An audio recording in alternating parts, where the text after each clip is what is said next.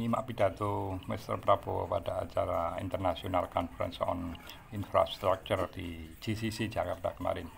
Itu ya sedikit menjeda situasi hiruk pikuk yang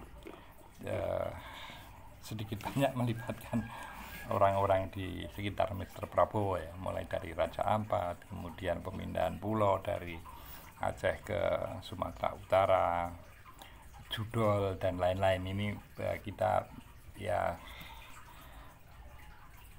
kalau menurut saya kita memperoleh hiburan yang menyegarkan ya. Dari pidato itu terungkap adanya rencana untuk membangun giant sea wall yang membentang antara Banten hingga ke Kediri ya, dari Jawa Barat ujung sampai ke ujung di Jawa Timur sepanjang pantai utara, tidak kurang dari 500 km. Ya, dari sisi proyek ini dikatakan sebagai mega project, tetapi kalau kemudian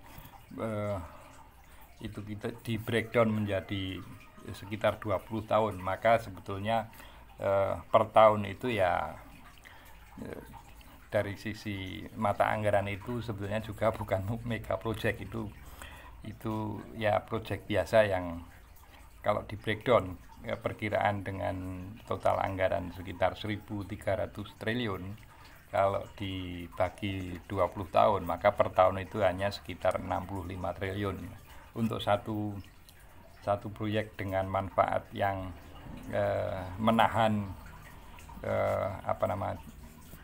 ancaman abrasi di sepanjang garis pantai utara ini. Saya kira outputnya adalah manfaat yang dirasakan oleh banyak masyarakat, dan ini saya kira bukan proyek yang ambisius, apalagi terlihat personal branding dari Mr. Prabowo. Saya kira tidak terlihat itu ya, karena dari pidato itu terungkap bahwa perencanaan giant sea wall itu sebetulnya sudah dilakukan oleh Bappenas sejak tahun 1995, 30 tahun yang lalu. Ini satu proyek yang mestinya menjadi proyek yang matang dari sisi perencanaan, kemudian penganggaran, nanti realisasinya seperti apa, outputnya seperti apa, manfaatnya bagaimana, ini semua dikalkulasi. Itulah yang menunjukkan bahwa perencanaan satu proyek itu melalui perencanaan yang matang, bukan perencanaan yang ada mega proyek yang lain yang itu nanti nasib kedepannya seperti apa kita juga belum tahu. Nah, ini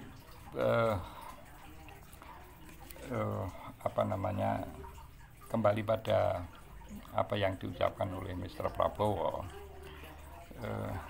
Saya bukannya memuji Mr. Prabowo, tapi apa yang dilakukan ini saya kira benar.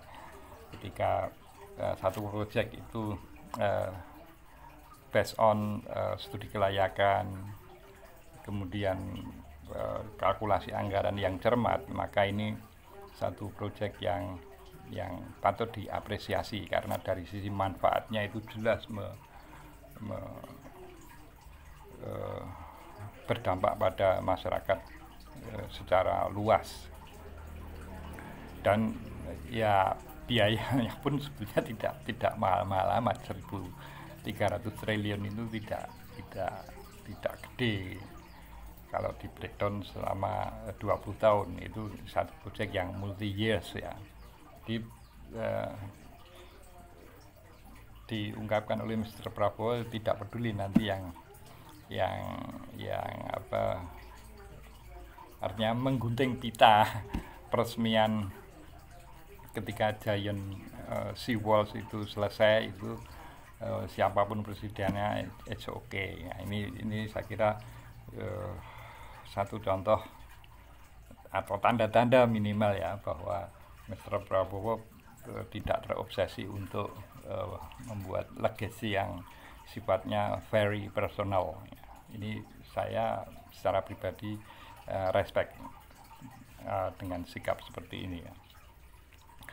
Ya, kalau berbicara giant seawall, barangkali referensinya juga sebagaimana yang pernah dilakukan oleh Belanda ketika peristiwa banjir tahun 1953 yang menewaskan tidak kurang dari 1.000 orang dan mengungsikan puluhan ribu orang. Itu akhirnya Belanda membangun ya semacam tembok raksasa untuk membendung air laut yang dikenal dengan Delta Works itu ya. Artinya dari sisi manfaat jelas itu terukur. Sama nanti ketika giant sea walls ini dimulai dan taruhlah 20 atau 21 tahun yang akan datang itu selesai, maka yang menikmati adalah bukan generasi yang sekarang, tapi generasi yang akan datang. Ini saya kira satu contoh pemikiran yang saya kira tidak tahu bahasa psikologisnya seperti apa. Saya kira juga orang bisa menangkap atau masyarakat bisa menangkap atau ahli psikologi bisa menangkap apakah mulai dari intonasi pengucapan, kemudian perspektif yang kemudian dijabarkan itu nanti apakah terlihat ini satu proyek yang ambisius dari seorang presiden atau bukan. Ini ya nanti kita bisa uji bersama. Ya dugaan saya tidak, tapi ya tidak tahu juga apakah ini Mr. Prabowo ambisius atau tidak. Yang benar-benar tahu ya Mr. Prabowo sendiri. Tapi saya secara pribadi ya respect dengan rencana ini, dengan rencana giant sea walls ini yang barangkali kalau misalnya dikalkulasi, misalnya Mr. Prabowo maksimal 2 periode 2 tahun, kemudian proyek itu baru bisa dimulai pertengahan periode ini, maka hanya 1,5 periode Mr. Prabowo involve atau terlibat dalam proyek itu. Selebihnya adalah pemerintahan yang akan datang. Nah, saya kira pemikiran-pemikiran semacam ini yang artinya melihat ke depan, kemudian tanpa motivasi pribadi untuk menggagas dan membangun dan memulai satu proyek ini yang harus dibudayakan oleh para pemimpin di negeri ini ya. Karena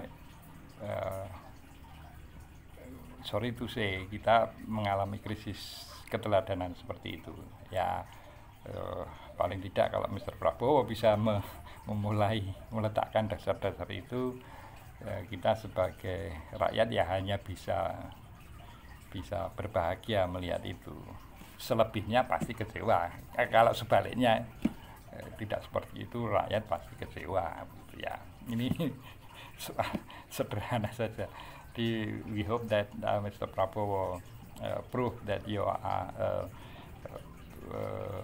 seorang negarawan, tidak hanya sekedar politisi. Salam konstitusi.